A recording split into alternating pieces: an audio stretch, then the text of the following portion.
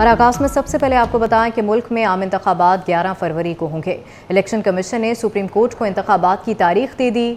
वकील election commission ने कहा कि 30 नवंबर तक हल्का बंदियां मुकम्मल हो जाएंगी। हल्का बंदियों के बाद 54 रोज में इंतखाबात हो जाएंगे।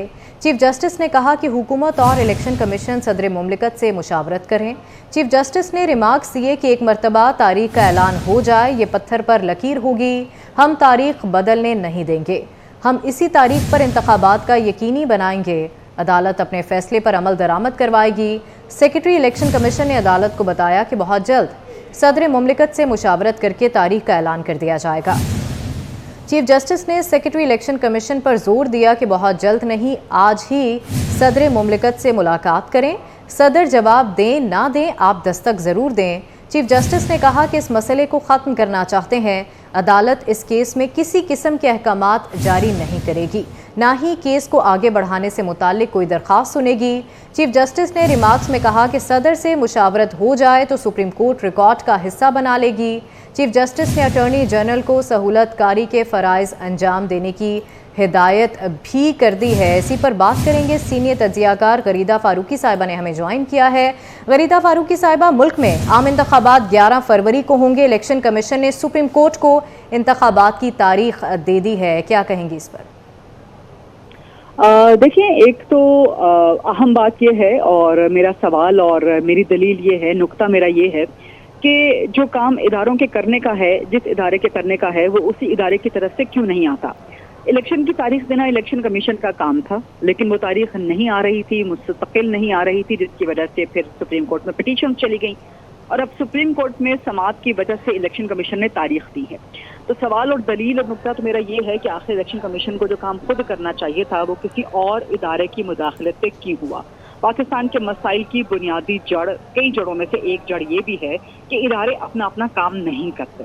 इलेक्शन कमीशन को खुद ही तारीख दे देनी चाहिए थी। सियासी जमातें भी मुतालबा कर रही थी, पीपल्स पार्टी मुतालबा कर रही थी, लेकिन ईसीपी की तरफ से डेट नहीं आ रही थी। तो अव्वल तो इदारों को अपना काम कानून और आइन के मुताबिक वक्त पे करना चाहिए। यही सुप्रीम कोर्ट ने आज कहा, जहाँ पे जस्टिस अतर बिन अल्लाह साहब ने फरमाया कि इलेक्शन कमीशन, हुकूमत, सदर और तमाम सियासी जमातें जिम्मेदार हैं इलेक्शन की ताख़ीर की।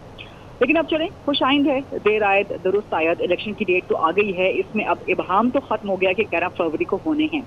और अभी कुछ देर पहले मेरी कहीं बात हो रही थी एक और टीवी चैनल पे, तो मैंने वहाँ उस वक्त कहा था कि इलेक्शन कमीशन ने डिविएट किया है। पहले ऐलान किया था कि जनवरी के आखिरी हफ्ते में इलेक्शन होंगे, अब 11 फरवरी तक चला गया है। तो क्या गारंटी है कि 11 फरवरी की तारीख से भी ईसीपी यू टर्न नहीं लेगा। उसके बाद खबर आ गई कि चीफ जस्टिस ने कहा कि हम तारीख बदलने नहीं देंगे, जो कि बहुत खुशाइंद है। अब सुप्रीम कोर्ट में जवाब दिया है, सुप्रीम कोर्ट में एक गारंटी दी है इलेक्शन कमीशन ने, तो अब 11 फरवरी को लाजमन होने चाहिए इलेक्शन। दूसरा, सुप्रीम कोर्ट ने हिदायत की है कि आप अभी जाके सदर से मुशावरत करें। ईसीपी कह रहा है कि वो सदर से मुशावरत का पाबंद नहीं है नए इलेक्शन एक्ट के तहत। अब ये एक नया बहरान क्रिएट हो गया है। सदर, आपको पता है कि इससे पहले एक खत लिख के नवंबर की तारीख बता चुके हैं, गिनती कर चुके हैं, जिसपे आज चीफ जस्टिस साहब ने भी हल्का फुल्का एक तंज किया कि सदर की कम से कम गिनती तो ठीक है। लेकिन अब देखें, अगर सदर के पास मुशावरत करने जाता है ईसीपी, तो क्या सदर कोई रखना तो नहीं डाल देंगे। सदर ये तो नहीं कह देंगे कि जी उन्होंने तो पहले कोई और तारीख दी थी नवंबर की, तो ईसीपी फरवरी कैसे दे सकता है। तो बहरहाल ये भी एक छोटा सा बहरान तो क्रिएट हुआ है, लेकिन मेरा ख्याल है कि इसी में से कुछ बेहतरी निकलेगी और मैं समझती हूँ कि ईसीपी को सदर से कर लेनी चाहिए मुशावरत, वो भी सुप्रीम कोर्ट की हिदायत पे, और सदर को भी कोई रखना नहीं डालना चाहिए। और बेहतर है कि अफाम तफहीम से मामला हल हो जाए। 11 फरवरी की अब तारीख आ गई है, तो इस तारीख को अब हतमी रख लेना चाहिए। सियासी मैदान अब सज जाना चाहिए और जिस सियासी जमात की जो कैपेसिटी है वो अवाम देख लेंगे। अवाम जिसको वोट देना चाहेंगे वो दे देंगे वोट। अब पाकिस्तान तरीके इंसाफ को लेवल प्लेइंग फील्ड ना होने का शिकवा है, तो पीटीआई को बार बार याद रखना चाहिए कि इस वक्त चेयरमैन पीटीआई जो भी कुछ भुगत रहे हैं वो अपनी गलतियों के हवाले से ही कानूनी अदालत का सामना कर रहे हैं। सो अगर अदालत समझेगी कि उनको रिलीफ दिया जा सकता है, जमानत दी जा सकती है, सजा मुअत्तल की जा सकती है, तो वो हो जाएगी, वो बाहर आ जाएंगे।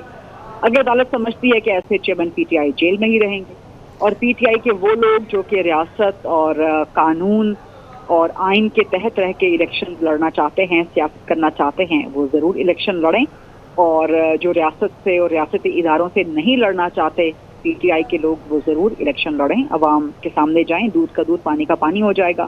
پیپلز پارٹی کو بھی لیول پلینگ فیلڈ نہ ہونے کا شکوہ ہے، نون لیگ سے شکوہ ہے ان کو زیادہ۔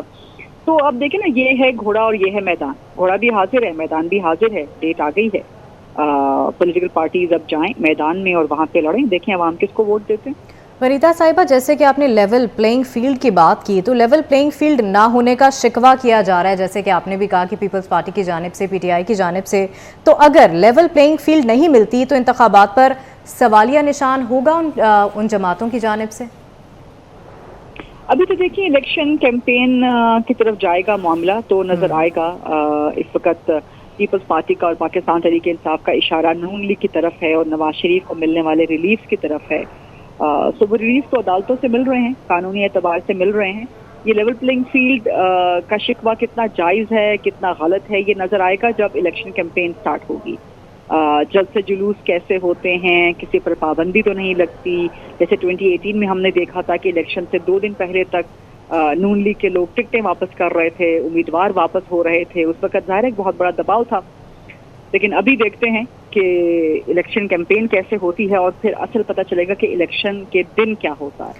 تو میرا خیال ہے کہ جہاں تک لیول پلینگ فیلڈ کی بات ہے، یہ سیاسی جماعتوں کا ایک حق ہوتا ہے، اگر ان کو کوئی تحفظات ہیں تو وہ تحفظات کا اظہار کرتے رہتے ہیں۔ بہرحال حتمی فیصلہ اب عوام نے کرنا ہے۔ ٹھیک ہے، غریدہ فاروقی صاحبہ سینئر تجزیہ کار ہمارے ساتھ موجود تھیں، بہت شکریہ آپ کے وقت کا۔